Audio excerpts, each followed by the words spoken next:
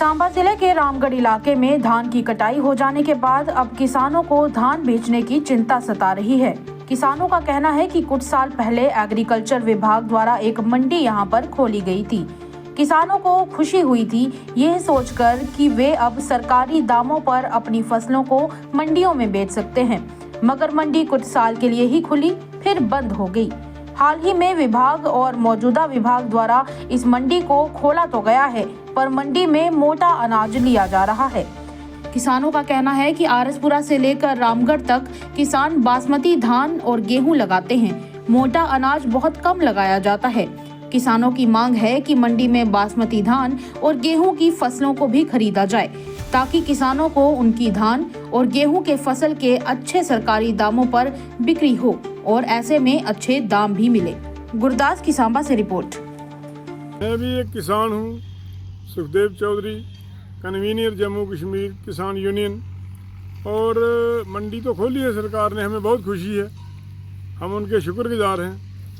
लेकिन मंडी खोलने का ज़िमींदारों को इतना फ़ायदा नहीं हो रहा, क्योंकि हम चाहते हैं कि जो भी फसल इधर लगती है रामगढ़ एरिए में, नंदपुर एरिए में, डग में, नंगा में या और अदर बैनगलाड़ साइड पे आरसपुरा में, ये जो इस इलाके में जो फसल लगती है, इस फसल को प्रोक्योर किया जाए, ताकि जो सरकार ने रेट फिक्स किए हैं उस हिसाब से लोगों को रेट मिले, उस हिसाब से लोगों को पैसे मिले। अभी मंडी में अब तो मोटा अनाज ही लिया जा रहा है चाइना, और चाइना मेरा ख्याल है लखनपुर से लेके आरसपुरा अखनूर तक कोई भी नहीं लगाता। इधर जो है बासमती, 11 की शरबती यही लोग लगाते हैं, और इस फसल की वो भरपाई नहीं कर रहे।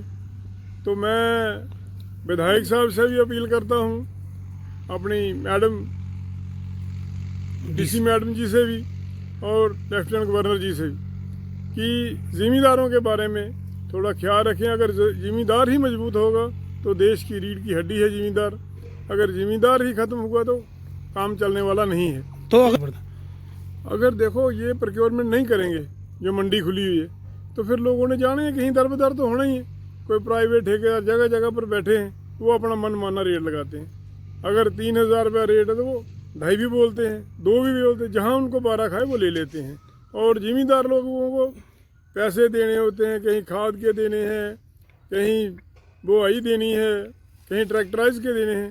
तो इतने पैसे हमारे ज़िमींदारों के पास नहीं है, क्यों, ये छोटे ज़िमींदार हैं। क्या चाहते हो आप? तो यही चाहते हैं गवर्नमेंट से कि हर फसल की, जो भी लगा हुआ है, हर फसल की प्रोक्योरमेंट करें, ताकि ज़िमींदार, हमारे जो ज़िमींदार हैं, उनको अच्छा रेट मिल सके, तो ज़िमींदार भी खुशहाल रहो। अगर ज़िमींदार खुशहाल होंगे तो गवर्नमेंट भी जो है ठीक रहे। जय हिंद, जय भारत। अगर हम बात करेंगे किसान जा रही हैं, देखिए, मेरा नाम कुलदीप कुमार है।